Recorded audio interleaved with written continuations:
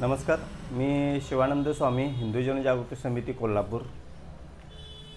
ह्या वर्षी हलालमुक्त दिवाळी ह्या मोहिमेअंतर्गत आम्ही येवले मिल्क कॉर्नर दुकानामध्ये गेलो होतो.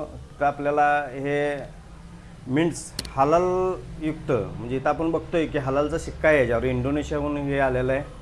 तर हे कळाल्यानंतर आम्ही त्या मालकांना पण दुकानदारांना सांगितलं की हलालच्या माध्यमातून मोठ्या प्रमाणात आपल्या देशावर म्हणजे दहशतवादी कारवाया जे होतात तर त्याला पैसा पुरवला जातो आहे. तर हे वस्तू तुम्ही ठेवू नका.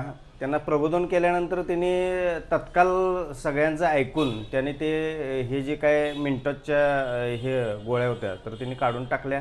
त्याबद्दल आम्ही येवले मिल्क कॉर्नर जे दुकान आहे त्यांचं पण आम्ही अभिनंदन करतो आहे.